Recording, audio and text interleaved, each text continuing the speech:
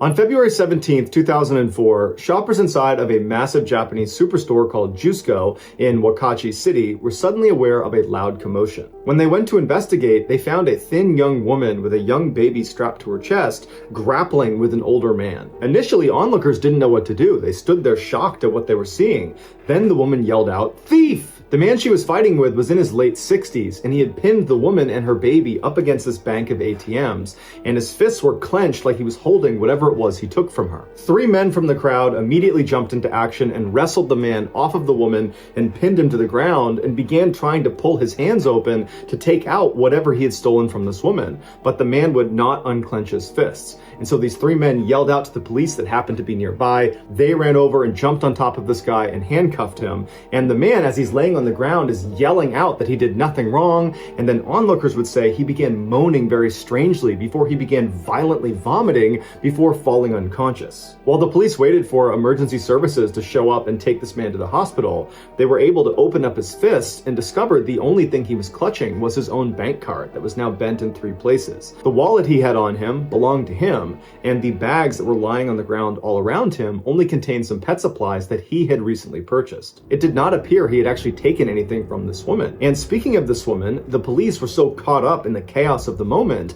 that they hadn't even thought to look around for the victim to see if she was okay. So they poked their heads up and start looking around the crowd for this woman, but she's nowhere to be seen. And so they asked the crowd, do we know who she is or where she went? And nobody knew. The police did think it was odd that this woman had walked off without talking to them first, but they figured if she walked away, then everything must be fine. And so they labeled the incident an attempted robbery, and they closed the case. The following day, the older man, who became known as Mr. A by police, died at the hospital as a result of heart failure caused by extreme stress. When the police found out about this, they simply went into the case file, updated it to show the suspect had died, and did not investigate further. But Mr. A's family refused to believe he had just attacked a young woman and her baby. It was completely out of character. He was a gentle retiree who had spent 40 years working for a chemical manufacturer and now was collecting a pension and working part-time as a security guard. He lived with his wife, his children, and his grandchildren, and he lived about a kilometer away from the Jusco, where he had gone that day to get some hamster food for his grandson's hamster. His family pleaded with police to reopen the case and investigate this woman because she must have done something to start this altercation. The police initially resisted, but ultimately conceded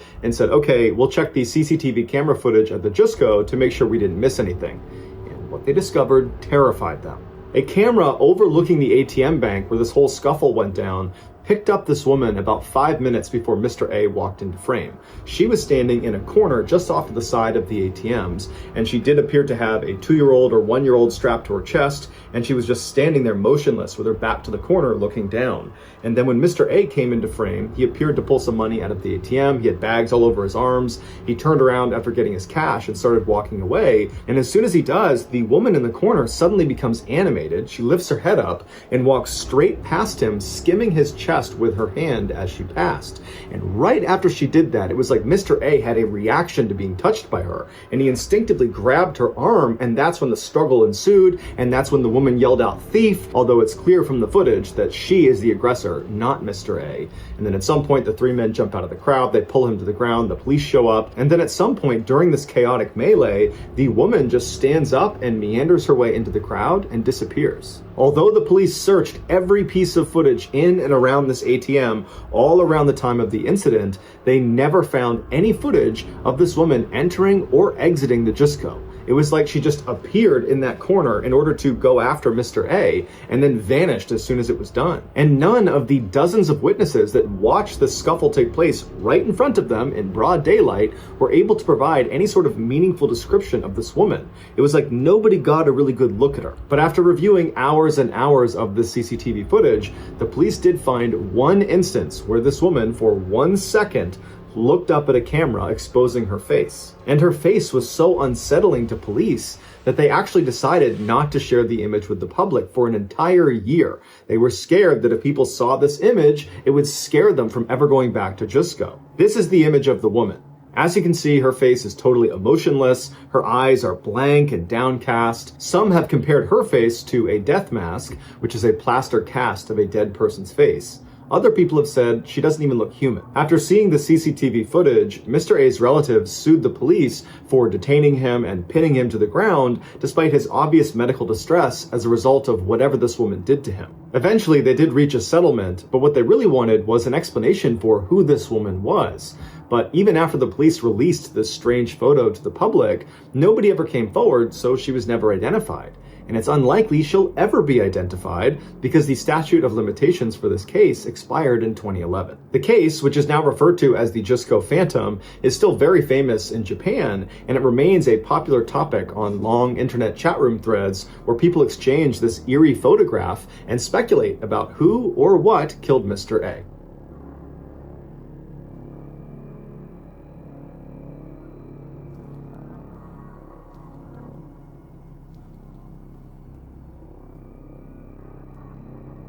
In 2007, 35-year-old Eva Wisniewska was a member of the German national paragliding team. Over the previous 2 years, Eva had competed in 10 of the world's biggest paragliding competitions, and she had won 6 of them, making her the top female paraglider in the world. So coming into that year, Eva was very motivated to work extra hard to make sure she retained that title as world champion.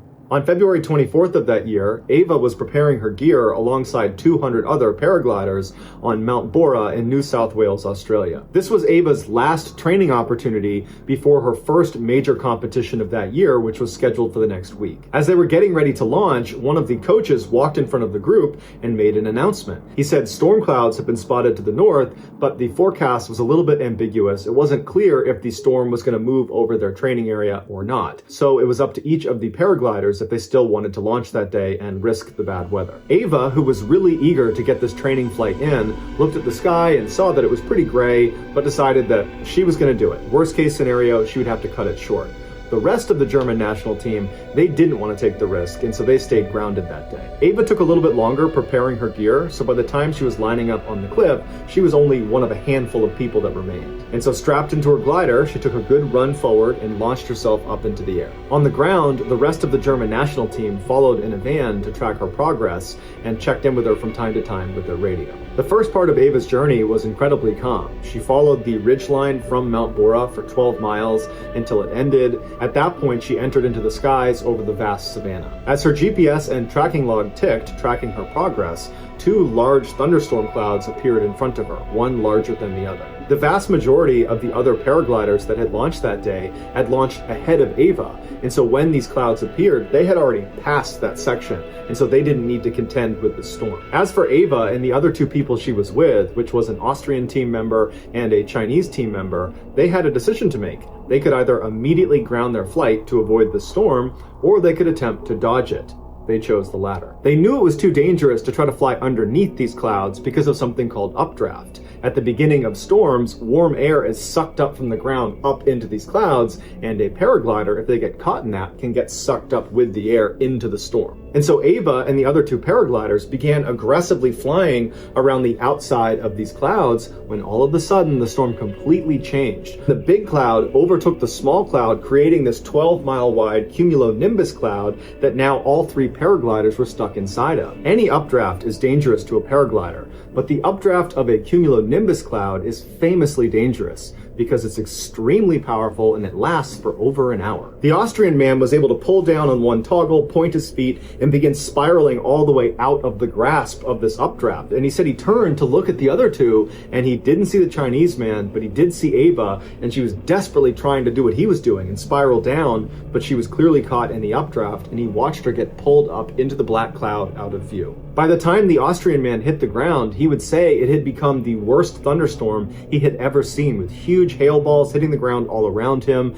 He took one more look up and he didn't see the Chinese man, he didn't see Eva anywhere, and he took off running for a barn to seek shelter. And when he was there, he pulled out his radio and he alerted the other teams of this emergency. Inside the cloud, Eva was hurtling up like a rocket. The storm was lifting her at a rate of 60 feet per second. There was nothing she could do to get out of this wind tunnel. Eva knew she was getting pulled towards the storm's eye in its vicious center because of the immense claps of thunder that just kept getting louder and louder, and it also kept getting darker and darker all around her. In fact, it was pitch black except for the occasional flash of lightning that came very close to electrocuting her. As she desperately tried to keep her glider stable, she was able to place a radio call down to her team on the ground, but all she could say was, "I can't see anything," before it cut out. And at some point, Ava reached the eye of the storm where it's pitch black and the temperatures are freezing and hail balls the size of oranges are pelting her left and right, and the updraft kept pulling her higher and higher and higher until she passed out from a lack of oxygen.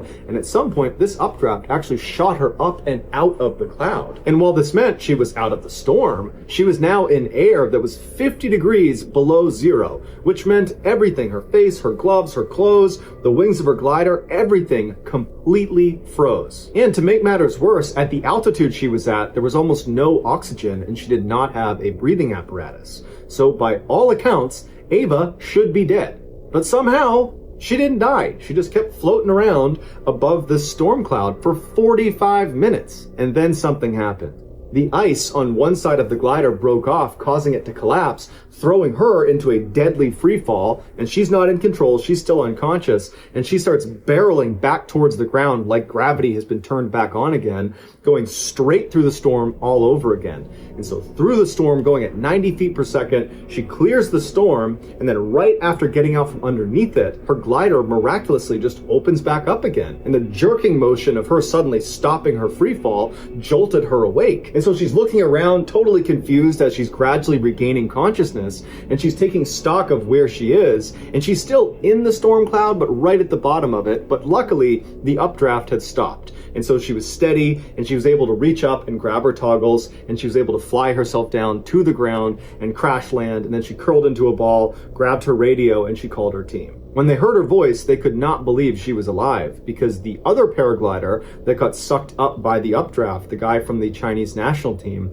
he unfortunately was struck by lightning and was killed. And so they were anticipating finding out that Ava had been struck by lightning as well. But Ava had not just survived. When they brought her to the hospital, they discovered that virtually nothing was wrong with her. She had some pretty bad bruises and cuts from the hail, and she had a little bit of frostbite on her face, but it was treatable. And so the same day she was brought in, they discharged her. After leaving the hospital, she and her teammates went back to the launch site so she could collect her gear. And when they got there, she looked at her GPS, and the GPS had been tracking her entire flight the entire time she was up in that cloud.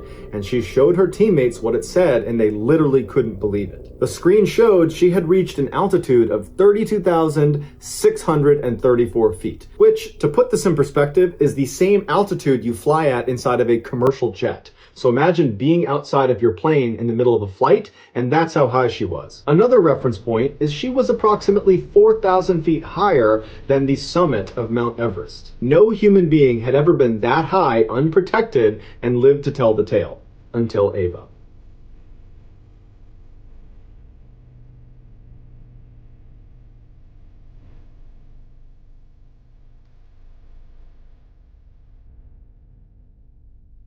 In the early morning hours of June 10th, 1994, Deborah Hoyt suddenly woke up in the middle of the night. She and her husband were staying with relatives in Sacramento, California, and they were supposed to be there for the next couple of days. But as she was sitting there, she had this overwhelming urge to want to leave right then and there and head back to their home in Lake Tahoe. Because she didn't really know what to make of this overwhelming feeling, she shook her husband awake and told him about it. She thought that maybe something was wrong, and he said, "You know what, you probably just had a bad dream and you're kind of waking up still half in your dream. It's not a big deal. Just go back to bed. I'm sure everything is totally fine. And in the morning, if you still want to, I'd be happy to leave." And so Deborah said, "Yeah, you're right. I'm totally overreacting. I'm sure it was just a dream." And she laid back down to try to go back to sleep.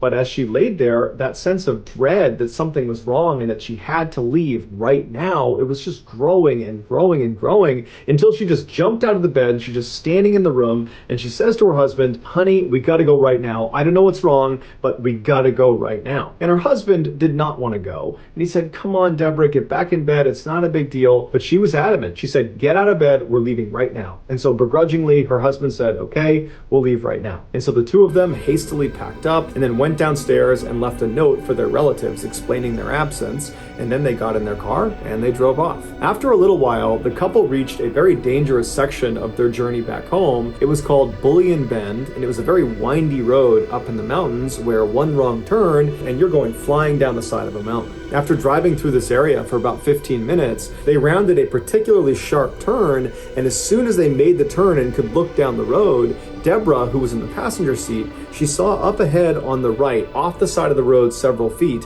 something that was just lying there on the side of the road. She didn't know what it was. She thought it was maybe a bag or some trash or maybe a dead animal. And at first she was just going to dismiss it. But as her husband drove closer and closer to it, the light began to illuminate it, and she looked at it and couldn't really discern what it was until they were right next to it. And she looked out her window and she noticed it was a woman's body, a woman who had no clothes on, who was just lying there totally motionless. And Deborah immediately turns to her husband and says, "Honey, I just saw a dead woman on the side of the road." And her husband immediately is kind of panicked and doesn't slow down. He just keeps driving and says, "Hey, should we stop? Should we turn around? I mean, maybe she's not dead. Maybe we can help her." But Deborah at this point is now terrified, and she's saying, "No, keep going. Don't go back. I bet it's a trap. Someone probably put her there, and they're going to lure us in, and they're going to attack us if we try to stop and help her." And so in this kind of chaotic, frenzied reaction that Deborah and her husband are having, they decide that their best course of action is just to drive on and find the next payphone and call the police. And it just so happened that less than a quarter of a mile away was a ranger station with a phone.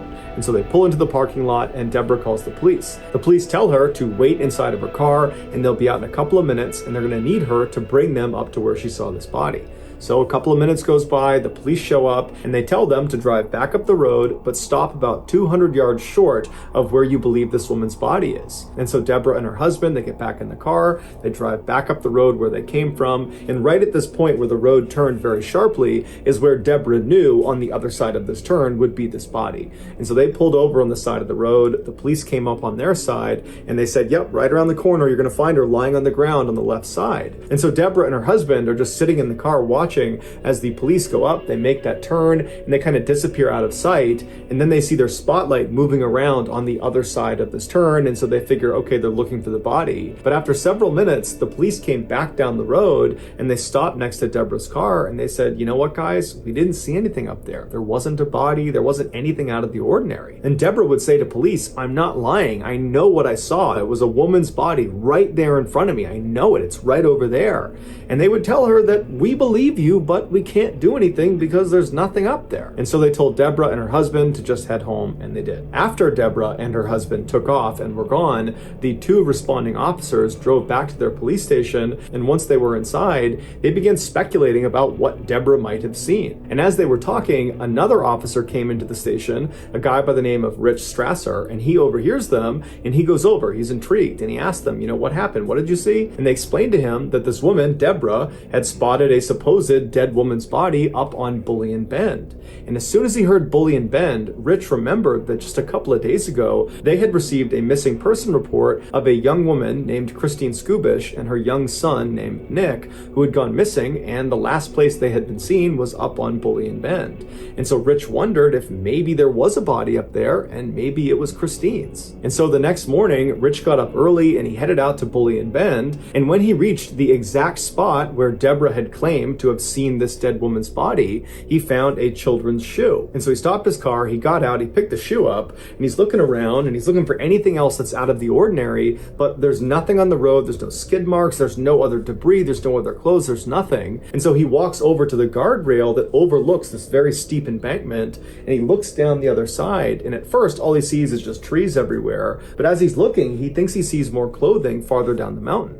And so he climbs over the guardrail and he very carefully maneuvers his way down, and after only a couple of seconds, he reaches a clearing in the branches and the trees, and he can see down to where the terrain kind of levels off, and right down there is a smashed up red four-door sedan. It was the same type of car that Christine Skubish had been driving when she went missing. And so Rich ran down the mountain, following debris all the way to this wrecked car. He goes around to the driver's side and he looks inside, and there in the driver's seat is Christine Skubish, and unfortunately she was deceased. And then on the passenger seat is her son, Nicky, and he is alive, but barely. He had gone 5 days without food or water, and doctors would say when Rich found him, he probably only had about 1, maybe 2 hours before he would have died as well. Authorities believe Christine fell asleep at the wheel and she drove off that embankment. Initially, Rich believed Deborah must have seen Christine when she was driving through the mountains and saw that woman on the side of the road. After her accident, Christine must have gotten out of her car and then climbed up that embankment and then laid on the road, hoping someone would see her, and then when no one stopped for her, she went back down to her car where she ultimately died. But according to the coroner, that would have been impossible because when Christine crashed off the road, she died on impact 5 days before Deborah saw that woman on the side of the road.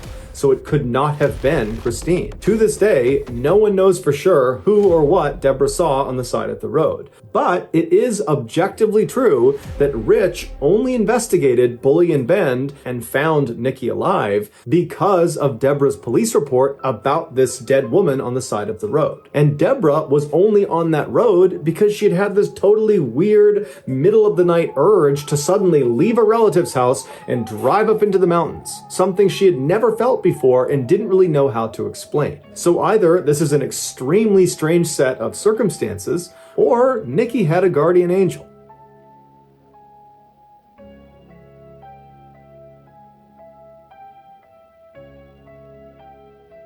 As many of you may know, aside from telling stories on this YouTube channel, I also tell stories on my podcast, the Mr. Ballin Podcast, Strange, Dark, and Mysterious Stories.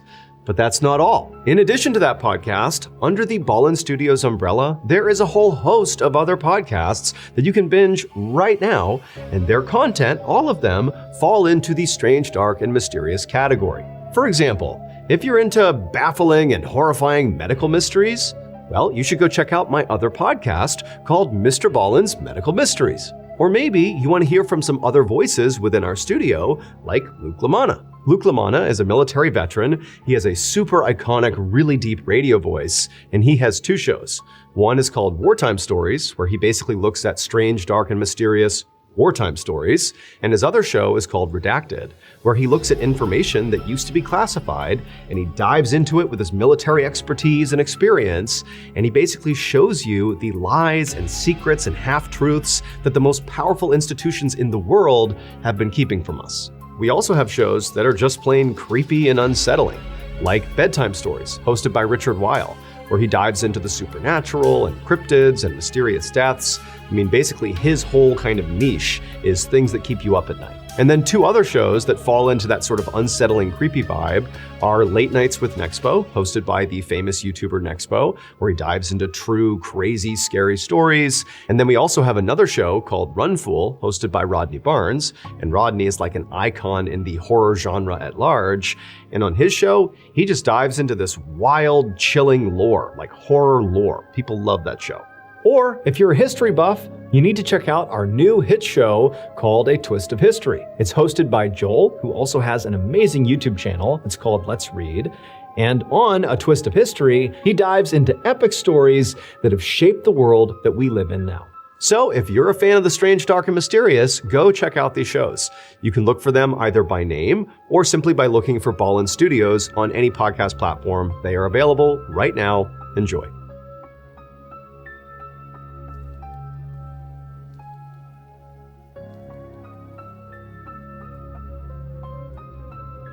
In 1980, Bobby Shafran was on his way up to Sullivan County Community College, which is 2 hours outside of New York City, to begin his freshman year. Even though he was from the area, he didn't know anybody that was going to this particular school, and so he was pretty nervous about it. Plus, he wasn't that popular in high school, and he had a hard time making friends. When he pulled into a parking spot at the school, he saw a sea of people getting out of their parents' cars and carrying boxes up to their dorm rooms. And so he took a deep breath, hopped out of his car, grabbed his backpack, and began walking across the lawn towards the dorm building. On his walk over, Bobby was surprised when he felt like all these random strangers on the lawn were looking at him like they knew him.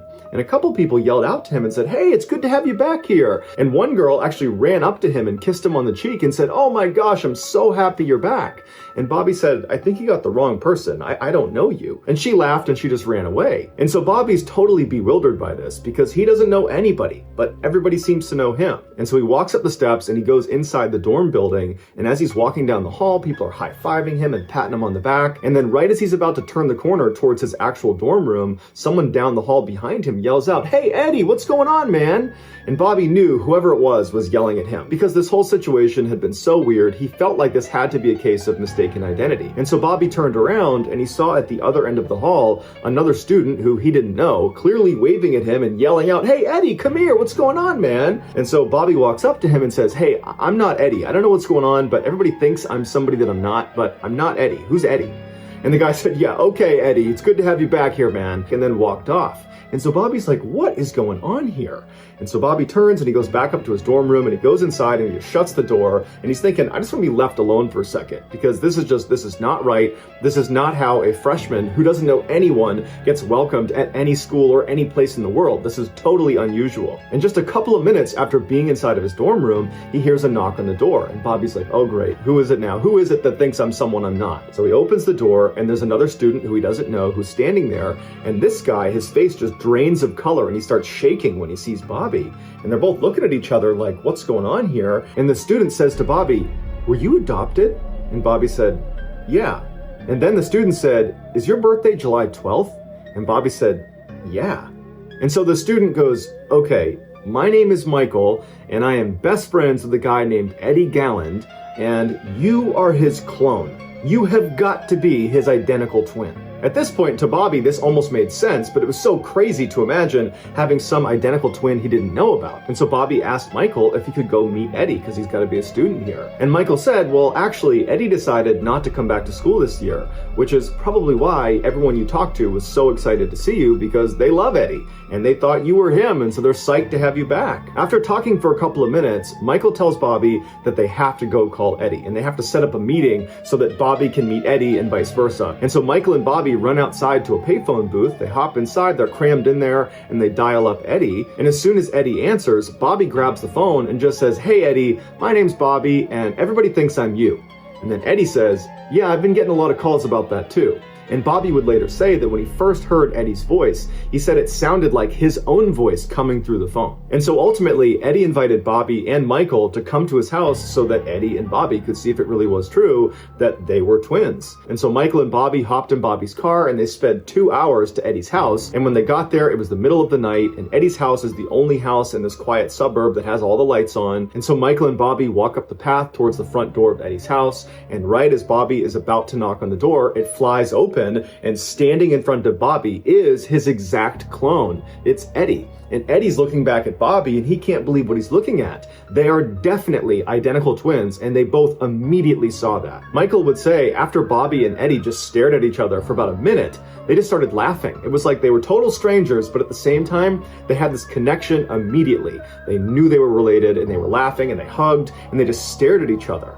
And Michael said anytime Bobby would tilt his head, Eddie would mimic it, and vice versa. It was like they were looking into a mirror. Shortly after, this story of these two long-lost brothers reconnecting found its way to Newsday, which was a prominent local newspaper in New York, and they decided they would look into it to see if it was really true or not. And so one of the editors had a junior reporter fly out and actually see Bobby and Eddie face to face and see if it was really true that they were in fact identical twins. And as soon as this reporter saw them, they knew immediately that, yep, they're related. And so Newsday printed this totally heartwarming fairy tale story about these two long-lost brothers reconnected after all these years just because of a chance encounter in college. And everybody loved it. But this is where the story went from amazing to truly unbelievable. Friends of another young man living in the New York area named David Kellman began telling David that he had to check out this Newsday article about these long-lost twins because these two twins look exactly like David. Specifically, they said you gotta look at these guys' hands. They are just like yours, David. David was known for having these enormous hands,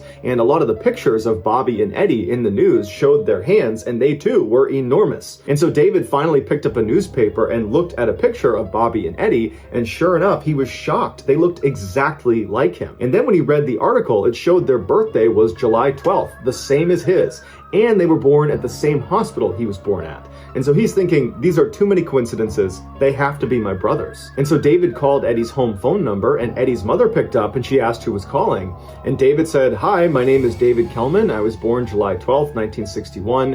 And I'm looking at a newspaper article of two identical twins that look just like me. And one of them is your son. I think I'm the missing third twin. After hearing this, Eddie's mom apparently dropped the phone and yelled out, they're coming out of the woodwork. So Eddie and Bobby Bobby went to David's house, and as soon as they walked in and saw David, they knew right away he was one of them. He was the third twin. And apparently, within minutes of meeting each other, they were wrestling and laughing hysterically on the ground. It was like, even though they were strangers, they somehow already knew each other and had an instant connection. David's family members that witnessed this first interaction said it was the most incredible thing they had ever seen, that it was just so wonderful to see these long-lost siblings finally reconnected after all these years. Shortly after David realized he was the third missing twin, Newsday did another story talking about how there was actually 3 missing twins that had all been reconnected, and once again, it was just this incredible Cinderella story, and now this story went all over the world. They were on the cover of every magazine, every newspaper, they were on every talk show,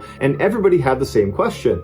What similarities did they discover? And they would say, well, we all wrestled in junior high school and high school, we all smoked the same cigarettes, we liked the same food, we had the same taste in women. And on talk shows, when they would answer these questions, it was immediately clear that they all shared the same mannerisms, and on the show, they would routinely interrupt each other and finish each other's sentences. It really was like they were the exact same person, despite having been raised completely separate from one another. The boys loved the attention they were getting. They had become international rock stars overnight, and all 3 of them were immediately so close. They were best friends right away. They moved into an apartment together. They went out partying. They met Madonna. It was just this incredible time in their lives. And so they weren't asking questions about why they had been separated in the first place. But their parents were asking a lot of questions because they had not been told by the adoption agency that the boy they were adopting actually had 2 identical siblings. They had no idea. So the boy's adoptive parents reached out to the adoption agency, which was Louise Wise Services. It's based in New York, very prestigious. Basically, the most powerful and wealthy people in New York use this adoption agency if they're going to adopt. And so the parents reached out to them and asked for a meeting so they could get some answers as to why their kids have been separated. And so the parents go to New York, they go into this meeting room with the top brass of Louise Wise Services, and they say, did you separate our sons at birth on purpose? And one of the executives said, yes, we did, because it's really hard to place 3 children into one home. At which point, David's adoptive father lashed out and said, that's absolute BS. If you had told me he had 2 identical siblings, I would have taken all 3. But the agency stood by their decision and said that's the only reason it happened, and so sorry, that's all we can tell you.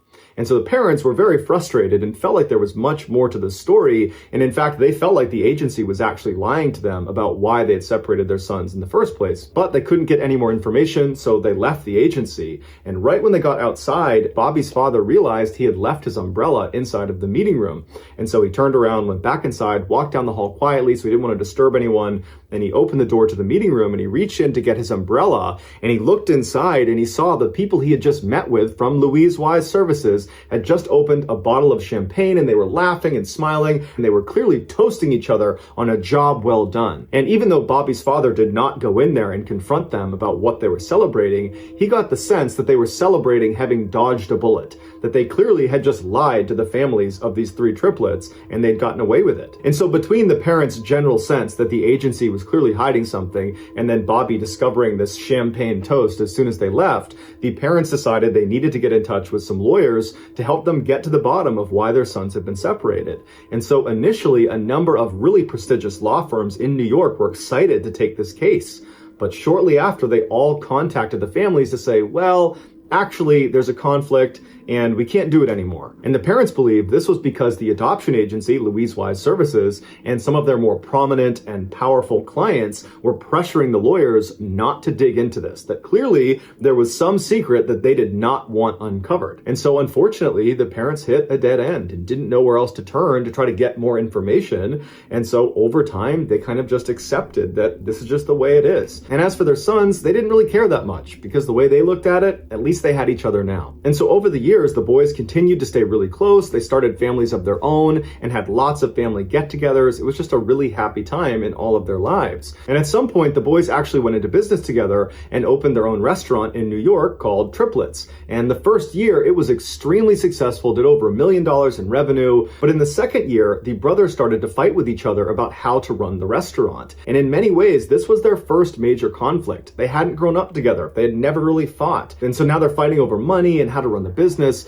and it got really bad really quick, and they just could not come to any sort of compromise. And so at some point, Bobby left the business. He said, I don't want to do this with you guys anymore. And apparently his departure just completely ruined the dynamic of the three brothers. Eddie was the most affected by this fracture in their relationships. All he wanted was for his brothers to be really close and for their families to spend time together, and now all of that was in jeopardy. And so Eddie started showing signs of severe depression and was ultimately hospitalized for 3 weeks. And then shortly after getting out of the hospital, he took his own life. This was beyond devastating for the two brothers and the rest of their family. Around this time, a journalist named Lawrence Wright, who had always had a fascination with identical twins, found an obscure scientific article called Psychoanalytic Study of the Child. It detailed a New York-based study about identical twins that were intentionally separated at birth and then given to different adoptive families to be studied, although it wasn't clear what they were actually studying or why they needed identical twins to do this research. In this article, Lawrence discovered all the babies that had been used in the study came from the same adoption agency, the same one the triplets had come from, the Louise Wise Services in New York. And so Lawrence called Bobby and told him that based on this article, it seems like he and his brothers were used in a scientific study. Bobby and David were totally furious. They felt like they'd been treated like lab rats. They also wondered if their being separated at birth had a negative impact on their mental health, and that might have contributed to Eddie's depression and untimely death. Lawrence wound up writing an article about this twin study he had discovered, and after he published it, another set of twins found out they had been a part of the study and discovered themselves. These two women were also struggling with depression, furthering the idea that this study could have led to irreparable harm to their subjects' mental well-being. At this point, David and Robbie did not expect anybody to be held accountable for this study. Instead, they just hoped to find out why it was done and what they were testing for and what the results were. And so they began working with Lawrence to try to get those answers. They contacted Louise Wise Services, who did admit that yes, actually this was part of a study,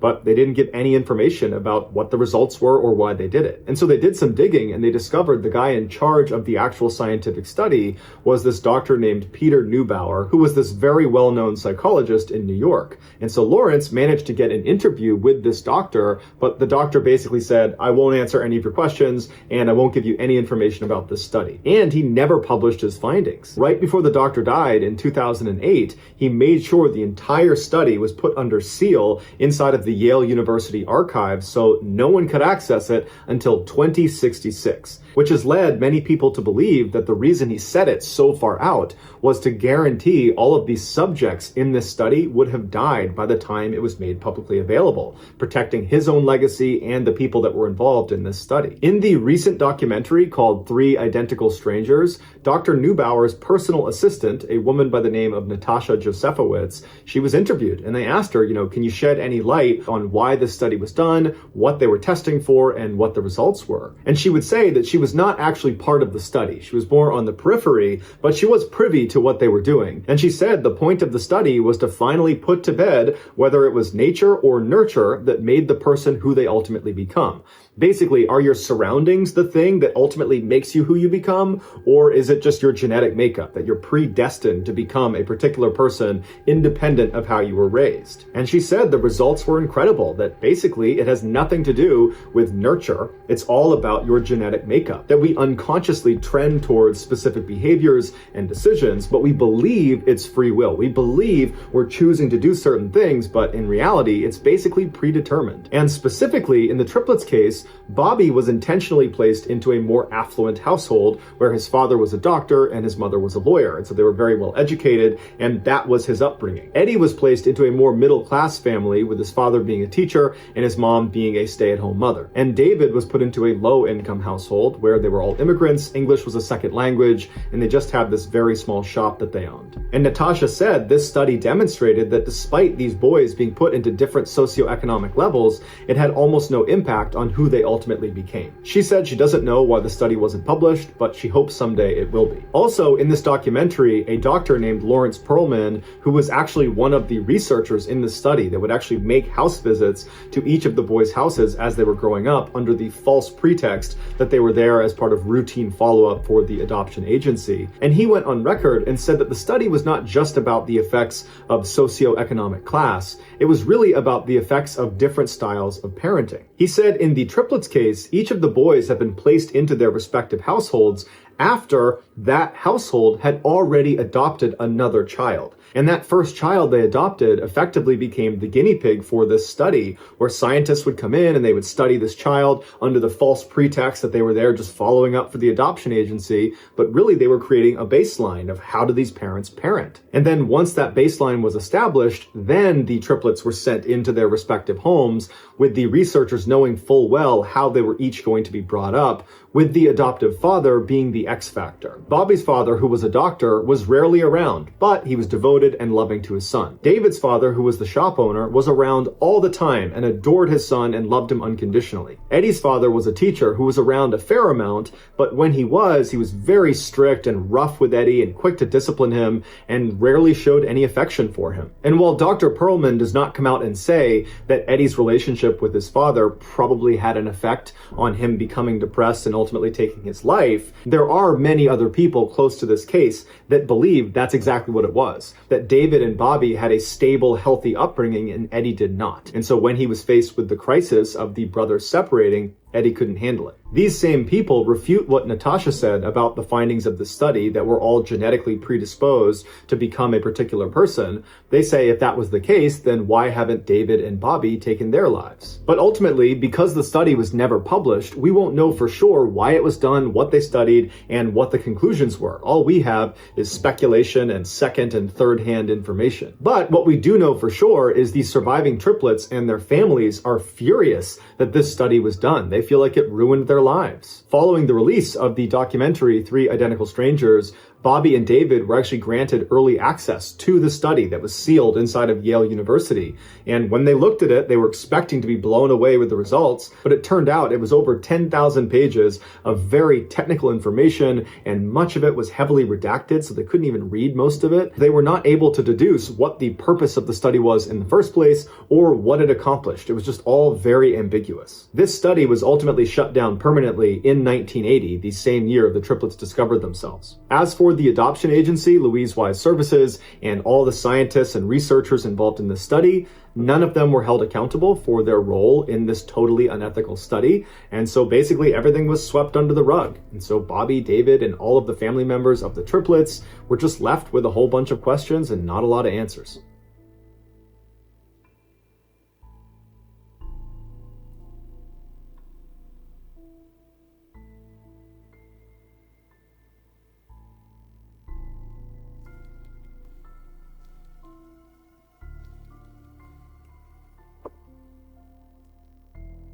On December 18th, 1956, a brand new game show called To Tell the Truth aired on a major American television network. The premise of the show was relatively simple. 4 celebrity judges would be presented with 3 people called contestants who all claimed to be the same person. And this person who they claimed to be was always remarkable in some way. They had some incredible talent or some crazy job, or they had accomplished something extraordinary. One of these 3 contestants was the real person they were claiming to be. The other 2 people were doing their best to pretend to be that person. And it was the job of the celebrity judges to try to figure out who was telling the truth. So for a set amount of time on the show, the celebrity judges would ask the contestants questions about their background and try to figure out, who was who. And then at the end of the time, the celebrities would cast a vote about who they thought was the real remarkable person. After the votes were tallied up, the host would have the real remarkable person stand up to reveal themselves, and the entire audience would go crazy, and that was the show. And the show became quite popular. So popular, in fact, that today, nearly 70 years later, it's still on the air. And over this show's very long history, virtually all the episodes are pretty similar. It's a pretty redundant show.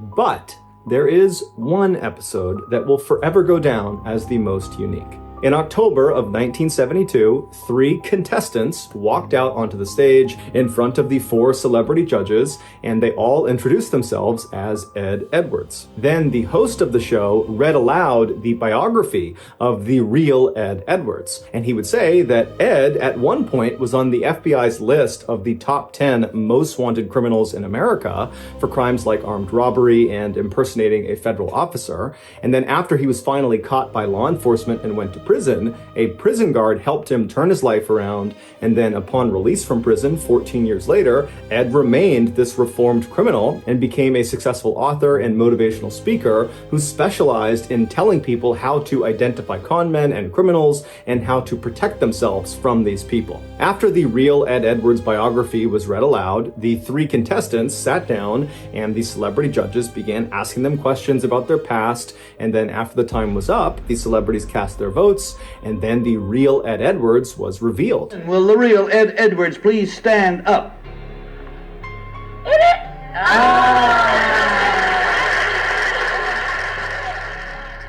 And even though 2 of the 4 celebrity judges had correctly identified the right Ed Edwards, the crowd was totally astonished at who this guy actually was, because he did not look like this ex-convict. He looked like this kind of all-American, middle-aged father who was totally harmless and wouldn't hurt a fly. But either way, the show ended, and then the world forgot about Ed Edwards. Until 2009. That year, Ed's estranged daughter, 40-year-old April Blasio, finally decided to investigate something that had plagued her for her whole childhood. Despite her father's claims that he was this reformed criminal and this stand-up, law-abiding guy, she didn't believe it. She never believed it. She thought he had never been reformed and just was a criminal and always had been. Behind closed doors, Ed was violent and abusive, and he was a compulsive liar. She remembered in the 1970s and 80s when she was a young kid, Ed would make their family pack up and move sometimes in the middle of the night, and April always assumed it was because her dad was wrapped up in something criminal. But every time she asked him, he would say, oh, well, you know, I was an informant when I was in jail and I snitched on some people, and some of those people have figured out where we live, and so we gotta move. April knew he was lying, but there was nothing she could do, and so they just kept on moving around. But she always thought something else was going on. So in 2009, when April is now this 40-year-old woman, she's laying in bed one night and finally says, you know what, I'm just gonna start Googling some stuff. So she hops in her laptop and she starts typing in the different names of towns that she and her family lived in as a kid. And then after she'd write the name of the town, she'd write unsolved mystery or unsolved crime, and she would see if anything popped up. And so as she began looking, she found one in 1980. It was an unsolved murder in a town called Watertown, Wisconsin, that happened right around the time that her family very briefly lived in this town. There was this young teenage couple that had left this wedding and they had driven down this dead-end road, and they were just kind of enjoying each other's company when an unknown assailant who matched the description of Ed Edwards walked up to their car, broke in, shot them both to death, and then disappeared. And so on a hunch, April called the Watertown Police Department the following day and told them that, I think my father might have been responsible for this double homicide. It's just a hunch, but he matches the description. We were there in this very small window of time when it happened. And so the police said, okay, we'll go have a look. And so the Watertown police, they tracked down Ed Edwards, who was living in Kentucky at the time, and they got him to give them a DNA sample. And when they tested the DNA sample, it matched the samples that were taken at the crime scene in 1980. And so Ed Edwards, he was arrested and brought back to Wisconsin, and as soon as he was in custody, he confessed to the murder. And then he requested the death penalty. But he was told the maximum punishment for this crime was life in prison. Ed didn't like this, and so he confessed to another double homicide from 1977 in Ohio, where he killed another teenage couple, thinking that would give him the death penalty. But through a loophole, they said, well, actually, that still won't get you the death penalty. You're still facing life in prison. And so frustrated, Ed revealed a third murder he had perpetrated. In 1996, he had killed his own foster son for the insurance money. And so for this crime, he was eligible for capital punishment, and so he was sentenced to death. But he would die of natural causes 2 years later in 2011 before the state could execute him. Since his death, cold case investigators and members of his own family have theorized that Ed Edwards is almost certainly responsible for more killings beyond just the 5 he happened to confess to. In fact, many people believe Ed Edwards could actually be the infamous Zodiac killer, who's one of the nation's most notorious uncaught serial killers that killed 37 people in Northern California in the 1960s and 1970s. If this is true, then Ed Edwards did not become a killer after he was on that game show in 1972. No, when he showed up for that game show and stood in front of the audience and smiled and answered questions to the celebrity panelists, at that time, as you're watching him on TV, he would have already been a seasoned serial killer with dozens and dozens of victims. But Ed stopped confessing to murders after that third confession because he was just kind of using those murders as bargaining chips to get what he wanted, the death penalty. And once he got it, he went silent. And now that he's dead, we're never going to get another confession out of him, and there's no proof connecting him to any unsolved murder cases. And so unfortunately, it's unlikely we'll ever know the full extent of Ed's reign of terror.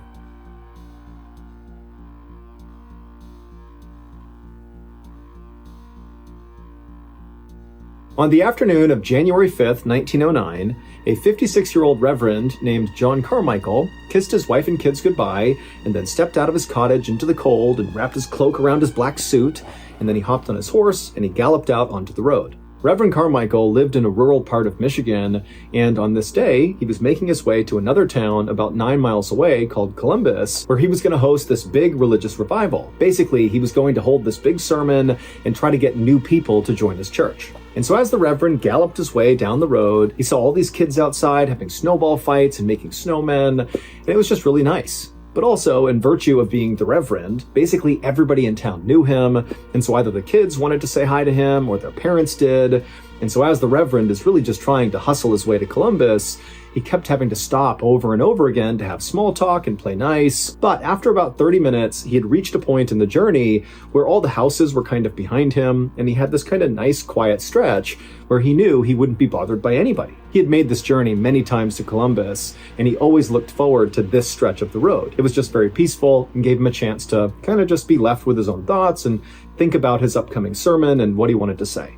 And so as the Reverend was having this sort of peaceful time trotting his way down the snowy road, he heard the sound of hooves fast approaching him. And so the Reverend turned around and he saw there was this very rough-looking guy wearing this brown stained shirt with a long overcoat over it. And the guy's hair was slicked back and greasy, and he had this big weird grin on his face, and he was waving wildly at the Reverend, obviously trying to flag him down. Now, inside, the Reverend did not want to talk to this guy because he knew who this guy was. His name was Gideon Browning, and he lived in the town where the Reverend lived, and he was known for being kind of erratic and had a horrible drinking problem. And frankly, the Reverend just wanted to be left alone. Here he was enjoying his ride, and here comes the town drunk. He doesn't want to be around this guy.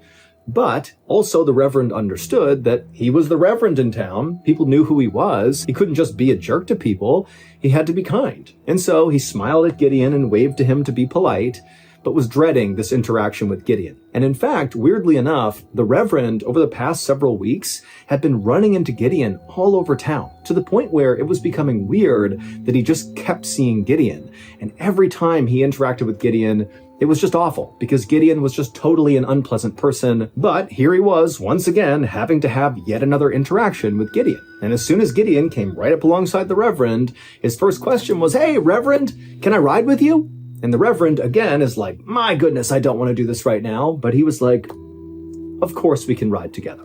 And pretty much immediately, the Reverend regretted this decision, because Gideon would just not shut up. He just talked the entire time they were supposed to be in this peaceful part of the Reverend's journey. But not only that, the questions Gideon was asking Reverend the whole time they were riding together were sort of invasive. Gideon wanted to know exactly where the Reverend was going and what he was doing there, and, how many churches did the Reverend own, and just all these personal questions.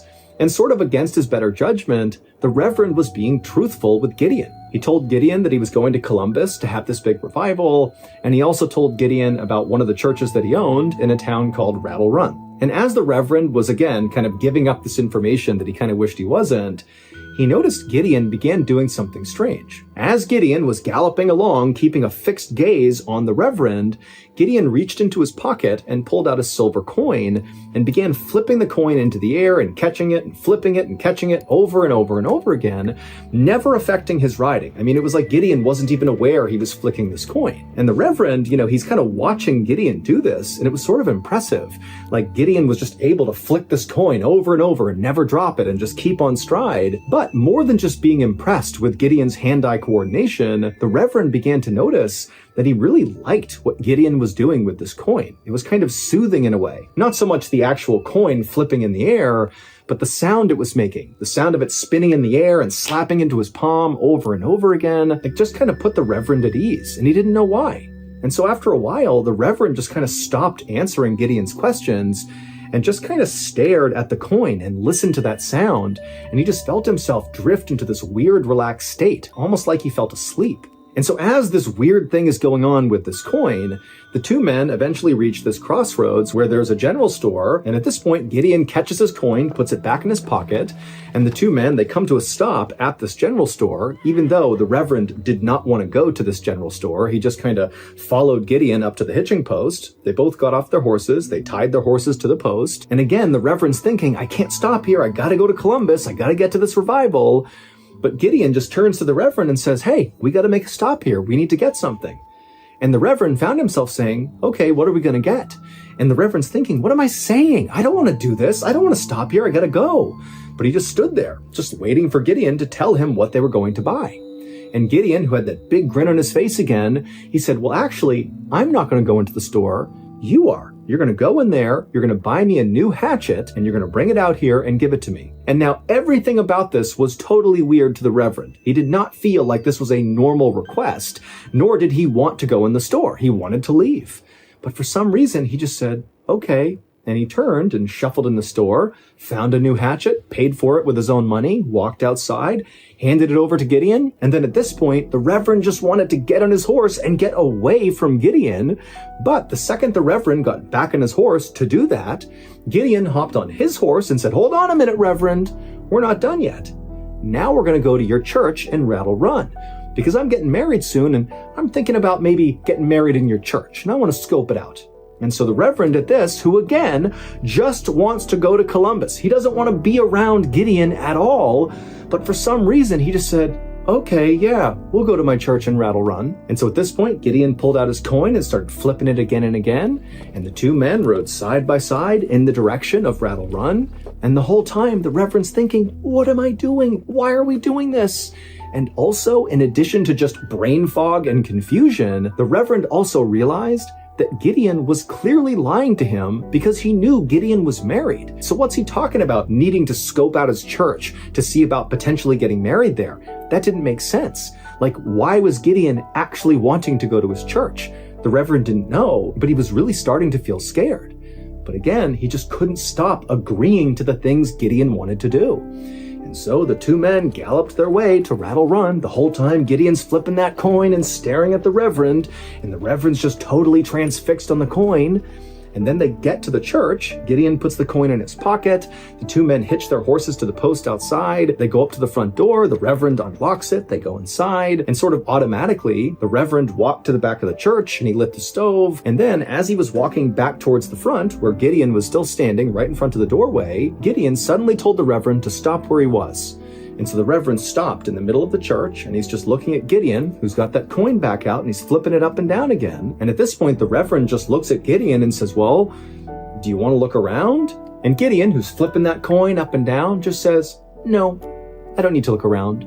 There is no wedding. Hey, Reverend, go ahead and lift up your left arm. And at this point, the Reverend is terrified, he's confused, and his left arm just suddenly raised up into the air. He had no control over it. And then a second later, Gideon says, hey, go ahead and raise your other arm.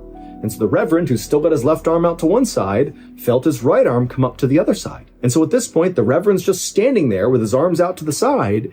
And it was at this point that the Reverend understood what was going on. Clearly, Gideon had hypnotized him. That could be the only explanation for what was going on here. But before the Reverend could say or do anything about how totally weird the situation was, Gideon, who was flipping that coin and had a big grin on his face the whole time he was making the Reverend raise his arms up, suddenly Gideon's face completely changed, and he became deadly serious, and he was staring at the Reverend, and then he dropped the coin to the ground and began moving towards the Reverend. The following day, around noon, the caretaker for Reverend Carmichael's Rattle Run Church made his way to that church to check in on the building. He knew Reverend Carmichael was going to be in Columbus for a few days, and so he just wanted to make sure, nothing was out of the ordinary. And as this caretaker galloped up to this small white steepled church, he noticed right away there was a column of smoke coming up out of the chimney. Clearly, there was a fire lit inside of the church. And the caretaker's thinking, that doesn't make any sense. The Reverend is not supposed to be here, so who could possibly be in the church right now? And then after the caretaker got up to the front door, he was about to put his key in the lock when he discovered the door was already unlocked. And so instinctively, he put his hand on his pistol on his hip, and then he grabbed the handle and he flung the door open. And when he looked inside the church, he just froze, because the entire interior of the church was drenched in blood. There was blood on the pews, the walls, on the altar, and then also amongst all this blood, the caretaker also noticed there were little pieces of ripped up fabric all over the place, and he saw one of them had a unique button sewn into it, a button he recognized as belonging on Reverend Carmichael's suit. And so the caretaker is horrified. He's looking around. He doesn't see anybody, but he sees there's a drag trail right down the center aisle all the way up to the altar, and it curves around to the right out of view. Now, the caretaker wanted to turn and run away, but he was worried that maybe Reverend Carmichael was in here somewhere and was maybe still alive and he could help him. And so the caretaker felt like it was his responsibility to investigate. And so he drew his pistol and he began walking down this bloody aisle, kind of looking around for any sign of anybody inside the church, but it was deadly silent. And he eventually got about halfway down the aisle when he spotted a silver coin sitting in the middle of the aisle covered in blood. And he kept on walking to where the blood trail turned around the pew, and it led right up to that stove that was obviously still smoldering, and the door to the stove was shut. So the caretaker couldn't see what was inside of it.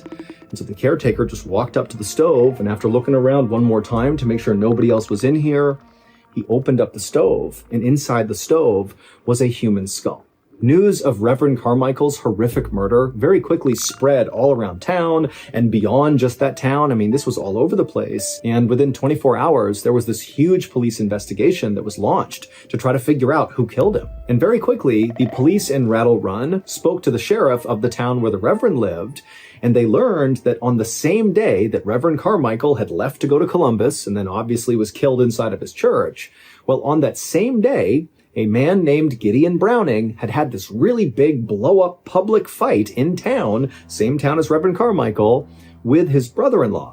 And this fight was so explosive, lots of people saw it and heard it, and people said after this big fight with his brother-in-law, Gideon had hopped on his horse and rode off angrily. And the kids in that town who were outside that day having snowball fights and building snowmen, they would say that they saw Reverend Carmichael traveling down this road because he talked to all the kids and their parents. And not long after Reverend Carmichael had kind of disappeared down the road, they also reported seeing Gideon Browning coming down the same road, heading in the same direction as Reverend Carmichael. And after that, nobody had seen Gideon since. And so very quickly, Gideon became the number one suspect in this murder. And basically the thought was, Gideon was so angry from this fight with his brother-in-law that he must have just taken out his anger on the Reverend. Basically, the Reverend was in the wrong place at the wrong time and got killed. Now, the police knew this was a flimsy theory at best, but Gideon had a reputation for being totally erratic and a total drunk, and so it kind of fit with who he was, that this was something maybe he would do.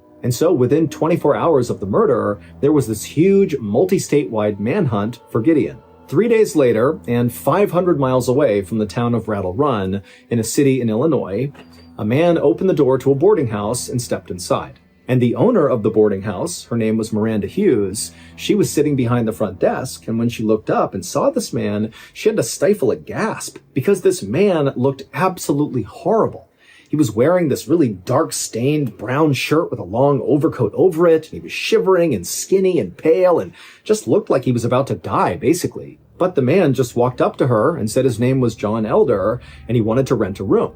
Now, Miranda, for a second, thought about refusing this guy's service, just because, honestly, he kind of frightened her. But then again, Miranda thought, you know what? A lot of my guests are pretty rough these days, and this guy's got money and he wants a room, so there you go. I'll give him a room. So she brought him upstairs to a room on the second floor. She opened it up. John stepped inside, and Miranda, as a courtesy, said, hey, do you want me to make you some food? And John, without even turning around, just says, no, I'm fasting, and then he shut the door in her face. For the rest of the weekend, despite what John told Miranda, Miranda would come up to his room and leave food outside of his door at every mealtime. It was something she did for her guests. But John never came out to get the food. And for a little while, Miranda was actually kind of concerned about this guy, considering how terrible he looked. And, now he's fasting. That didn't seem healthy.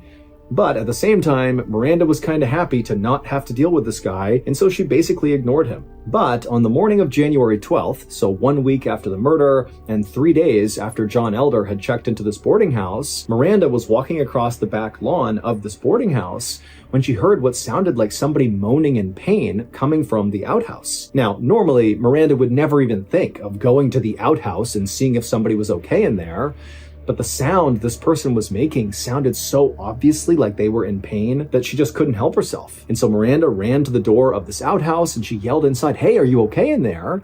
And the only sound she heard coming out was more moaning and whimpering. And so acting on a gut instinct, Miranda grabbed the door and flung it open, and what she saw made her scream. It was John Elder, and he was sitting on the toilet looking up at her with wide, panicked eyes, and his throat had been slashed from ear to ear. She could basically see deep into his neck. This was a fatal wound, and he was bleeding everywhere. And so Miranda stumbled backwards, turned around, and ran to go find police. By the time the police arrived at the boarding house and went to the outhouse, John Elder was already dead from this horrible wound. And at first, the police did not connect the death of John Elder to what had happened in Rattle Run 500 miles away. They were totally disconnected. That is, until police searched John Elder, and they found in one of his pockets was a blood-stained letter addressed to the sheriff of Rattle Run. And as soon as the police read it, they knew they had something huge on their hands, because John Elder was not who he said he was. To understand who John Elder was, and to even begin to understand what happened in Rattle Run, we need to go back to January 6th, the day that Reverend Carmichael left his house and began making the journey to Columbus for this big revival. During that journey, Reverend Carmichael did come in contact with Gideon Browning. Gideon Browning came up alongside him, they rode together, they went to that general store, and Reverend Carmichael did buy that hatchet for Gideon, and they did go to the Rattle Run Church. But the reason they did all these strange activities together is not because Gideon had hypnotized Reverend Carmichael. The actual reason for why they did these things together is even more bizarre. In the weeks leading up to that fateful day, January 6th, Reverend Carmichael was running into Gideon Browning all the time, all over town. It was like everywhere the Reverend went, there was Gideon. And then on January 6th, when the Reverend is making his way down the road, and he turns and sees Gideon Browning coming up alongside him, he's like, oh my goodness, it's happening again. But the way the Reverend handled this was not to say, wow, what a strange coincidence. I keep running into this guy everywhere I go. Instead, the Reverend believed that Gideon must have some sort of special power, that he's able to know where I am at all times, and he's using that power to try to intimidate me by spying on me. And so on January 6th, when Gideon came galloping up alongside of the Reverend's already completely paranoid and on edge about Gideon, fearing this guy has magical powers, basically. And then when Gideon pulled out that coin and began flipping it into the air, which apparently was just something he did, the Reverend took that as, oh my goodness, in addition to having magical powers to always know where I am, Gideon also has the power of hypnosis. And that coin that I can't take my eyes off, that sounds so incredible and it's soothing me, well, that is hypnotizing me. Gideon is now controlling me and my thoughts and my body. And so at this point, the Reverend actually believed he was hypnotized, and so he just kind of began going along with anything Gideon wanted. And so it's assumed that Gideon did want to stop at the general store and just kind of said, hey, do you want to stop at the general store? And the Reverend's like, yes, I'll stop at the general store. And then maybe Gideon asked the Reverend, hey, do you mind buying me a new hatchet? And the Reverend's like, yes, I'll buy you a new hatchet. And he goes in, gets the hatchet, comes back out. And then apparently, Gideon said, hey, I want to go check out your church in Rattle Run. And the Reverend was like, yeah, okay, let's go check it out. And then when they got to the church, at some point, the Reverend just went to the middle of the church and put his arms out to either side like he was Jesus Christ nailed to the cross, even though, Gideon had not made him do that. This is the Reverend, caught up in his own delusion. As he's standing there like this, Gideon, who's flipping the coin, fumbles it and it falls to the ground. And the Reverend, who believes that coin has full control over what he's doing, he thought, oh my gosh, the spell is now broken. I need to save myself. And so the Reverend ran and grabbed that hatchet, and he forced Gideon to take off all his clothes, and then he made Gideon hand the clothes over, and once the Reverend had those clothes, he hacked Gideon to pieces and then burned his body in that stove. And then after this horrific murder, the Reverend took his own suit and basically ripped it off and shredded it to bits and then kind of threw it all around the church to make it seem like he had been the one who was killed and that was his skull inside of the stove. And then he put on all of Gideon Browning's clothes, the brown dirty shirt and the long coat, and then he traveled 500 miles to Miranda Hughes's boarding house, where he went inside and booked a room under the pseudonym John Elder. And while the Reverend was hiding out inside of this boarding house, the police in Rattle Run very quickly figured out that the body inside of the church, the skull inside of the stove, and the remains that were in there did not belong to Reverend Carmichael. They belonged to Gideon Browning. And so immediately it went from, Gideon Browning must have done it to no, Reverend Carmichael is the killer and he killed Gideon. But before they could track the Reverend down, Reverend Carmichael, aka John Elder, had gone into that outhouse and slit his own throat. However, when the police searched John Elder's body, so Reverend Carmichael's body, they would find that blood-stained letter addressed to the sheriff in Rattle Run, and basically it was a confession. Now, granted, it was the confession of Reverend Carmichael, who genuinely believed Gideon had hypnotized him and had all these special powers, and he basically was acting in self-defense, but nonetheless, it was still a confession to murder. Now, of course, there's lots of details in the story that we can't be totally sure of. Like, we don't really know what the discussions were like between Reverend Carmichael and Gideon Browning when they met on that road and then eventually made their way to the church and the murder happened. This is basically just the best theory around what happened. Also, it's worth noting that there was a history of mental illness in Reverend Carmichael's family, but this story happened at a time when nobody took mental health seriously, and so it's very unlikely that even if authorities had known about that this crime could have been prevented.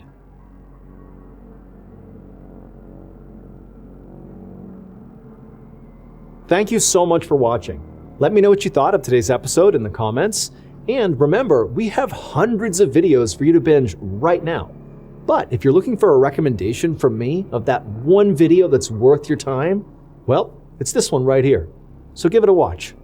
All right, until next time, see ya.